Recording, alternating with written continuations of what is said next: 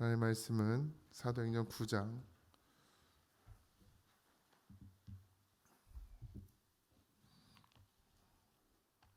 15절에서 19절입니다.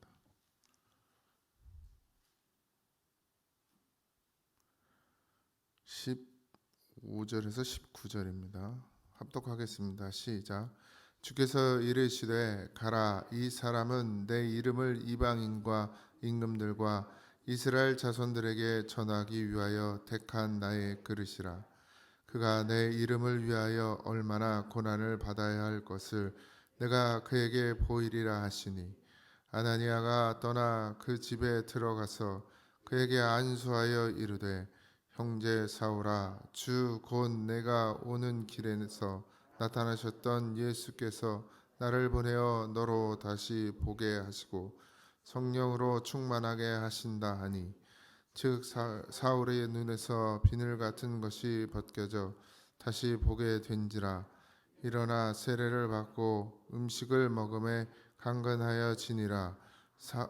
사울이 다메섹에 있는 제자들과 함께 며칠 있을세. 아멘.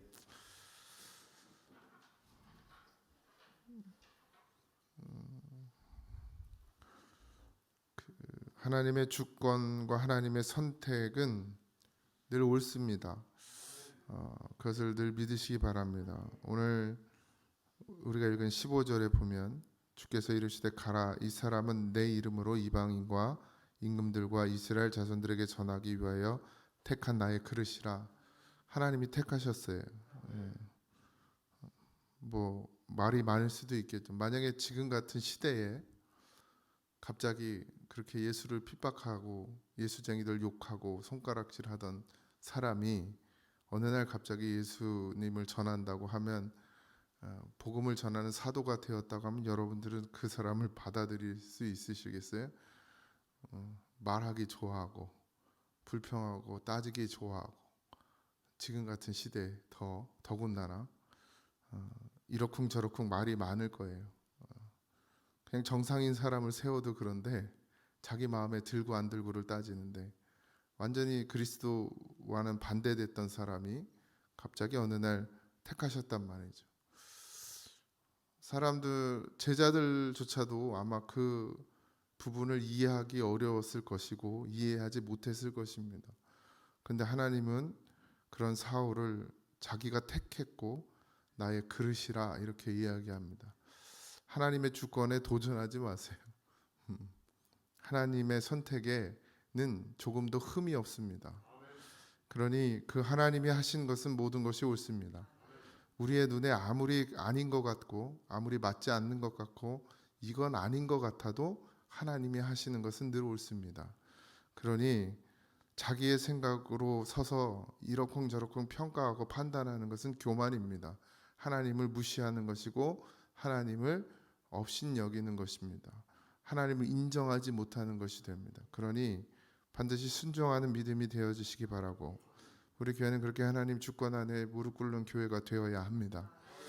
저부터 시작해서 모두가 다 그렇게 그런 하나님의 뜻을 인정하는 그런 믿음이 되기를 주님의 이름으로 축원드립니다. 그리고 나서 16절에 그가 내 이름을 위하여 얼마나 고난을 받아야 할 것을 내가 그에게 보였다 했습니다. 바울이 그리스도인으로서의 삶, 그리고 또 사도로서의 삶을 미리 하나님께서 보여주셨죠. 그리고 어떤 역경이 있을지, 어떤 고난이 있을지, 어떻게 너가 나를 위해서 죽을지까지도 하나님 미리 다 보여주셨어요. 아마 사울은 그 길을 다 봤기 때문에라도 그냥 묵묵히 그 길을 걸어갔지 않았나 생각이 들고, 내가 가야 될 길이라는 것을 분명히 알았죠. 이게 사명자입니다. 사명자는 반드시 자기가 가야 될 길을 하나님이 분명히 알게 하셨고, 그래서 흔들리고 요동하지 않고 그 길을 걸어가는 것입니다. 직분을 떠나서 우리는 하나님이 부르셨고 하나님이 택하셨고 우리를 구원의 길로 인도하셨고 그 길을 걷게 하셨습니다. 그 길 가운데 분명히 어려움도 있을 것이고 고난도 있을 것이고 때로는 포기하고 좌절하고 낙심하고 다 내려놓고 싶을 때도 있을 것이지만, 하나님은 우리를 부르셨고 우리는 사명자의 길을 걸어가고 있는 것입니다. 뭐 대단한 것을 해야 사명자가 아니라 그냥 주의 길을 걸어가는 게 다 사명자의 길입니다. 믿음의 길을 걸어가는 것 자체가 사명이죠. 그 사명의 길에 또 여러 가지를 하나님께서 맡기시지만 결국 우리는 다, 저나 여러분들이나 다 믿음의 길을 걸어가는 사명자입니다. 그런 것을 봤을 때 그 당시에는 뭐 성경이 제대로 있지도 않았고 예수 그리스도의 그 삶이나 앞으로의 있어질 일들에 대해서 그들은 알지 못했어요. 그러니까 아마 하나님께서 사울에게 환상을 보여주셨던 것으로 생각이 듭니다. 지금은 성경이 우리의 앞에 놓여져 있습니다. 이 하나님 말씀이에요. 분명한 하나님의 말씀. 여기 안에는 우리가 믿음의 길을 걸어감에 있어서 조금도 부족함이 없을 만큼 충분한 내용을 담고 있습니다. 그러니 환상이 아니고 꿈이 아니고 어떤 예언이나 통변이 아니어도 우리는 이 말씀을 통해서 우리가 가야 될 길을 분명히 보게 하셨습니다. 그러니 이상한 것을 쫓아가지 마시고 이 안에 답이 다 있어요. 말씀 안에. 그러니 말씀을 듣는 일과 말씀을 읽는 일과 죄의 음성 듣는 일을 게을리하지 마시기 바랍니다. 이 속에 벌써 우리는 예수 그리스도의 고난을 받고요. 또 제자들의 고난을 받습니다. 믿음의 길을 걸어가는 사람들의 고난과 역경과 어려움을 다 봤어요. 그리고 그 끝은 어떻게 되죠? 다 죽어요. 그러나 죽지만 죽음이 아니라 영원한 삶이 그들에게 있습니다. 주님 말씀 그대로 나를 믿는 자는 영원히 죽지 아니하리라 하신 그 말씀대로 그들은 영원히 죽지 않았습니다. 그것이 이 속에 성경 안에 다 있어요. 그러니 환상도 필요 없어요. 꿈도 필요 없습니다. 굳이 받으려고 애쓰지 마세요. 그럴 힘 있으면 성경을 열심히 파보십시오. 아니면 말씀을 잘 들어보세요. 그럼 그 속에 진리가 있습니다. 우리가 가야 될 길을 하나님은 분명히 이 성경을 통해서 말씀해 주셨고 보게 하셨습니다.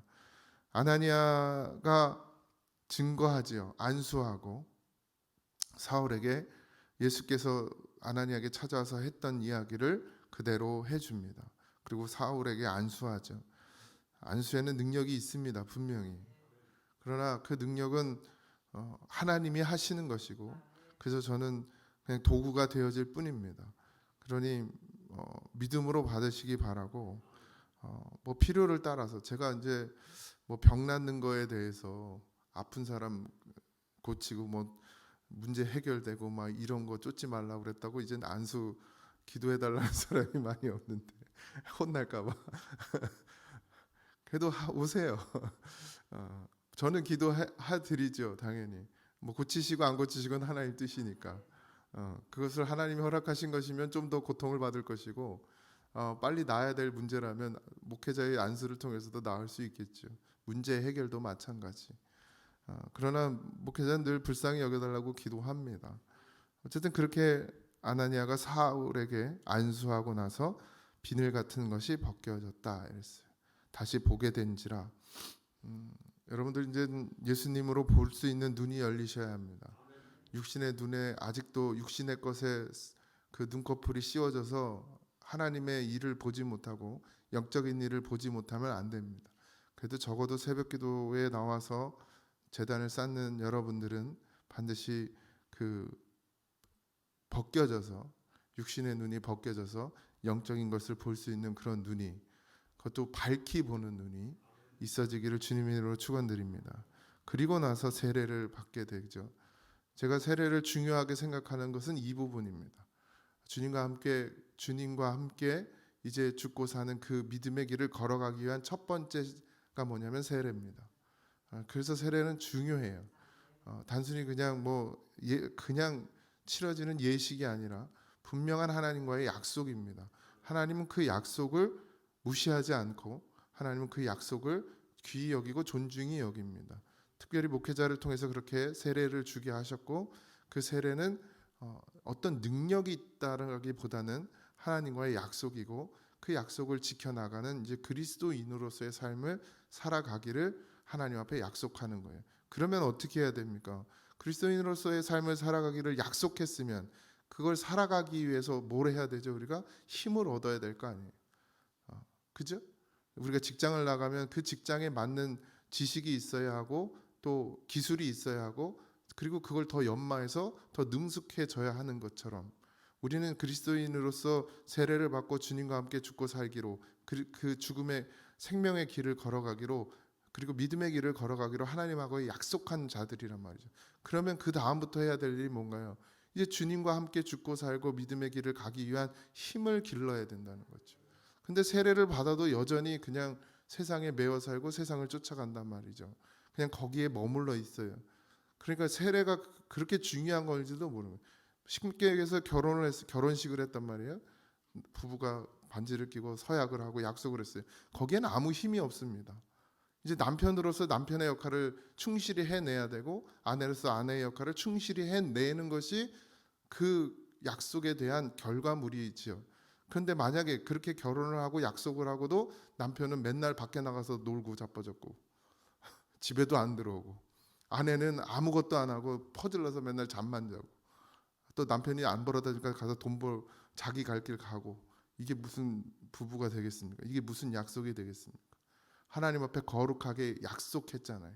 세례도 마찬가지입니다. 주님과 함께 약속했어요. 이제는 믿음의 길을 걷겠다고. 그래서 거기에 걸맞는 사람이 되려고 하나님 앞에와 기도하고 힘을 달라고 부르짖어야 하는 것이죠. 사람의 힘으로는 절대로 이 길을 걸어갈 수 없기 때문입니다. 그렇게 사울은 세례를 받았고 이제 음식을 먹고 이제 금식을 했으니까요. 음식을 먹고 나서 다메섹에 있는 제자들과 함께 며칠을 같이 있었다 그랬습니다. 이 부분이 중요한데 이 예수님의 제자들은 뭘 가지고 있는 사람이냐면 말씀을 가진 자들인 거예요. 사울은 아직 말씀이 없어요. 그냥 세례를 받았고 환상을 봤을 뿐입니다. 중요한 건 주의 길을 걸어가기 위해서 가장 필요한 건 뭐예요? 말씀이에요. 제자들을 통해서 그들과 함께 있으면서 도대체 사울이 뭘 했겠습니까? 그들과 함께 소꿉장난 했겠어요? 아니면 재테크 했겠어요? 어디 집을 사야 돈을 많이 버는데 어느 땅을 사야 몇 배가 오른다는데 이런 얘기 했을까요? 아니에요. 오로지 하나님 말씀. 그들에게 하나님의 말씀을 듣는 거예요. 예수님의 삶을 듣는 거예요. 그리고 그 제자는 어떻게 살아가야 할지에 대해서 듣는 거예요. 그리고 기도하죠. 그렇게 며칠을 그렇게 지내게 됩니다. 그리고 가서 하나님의 말씀을 이제 전하게 돼요.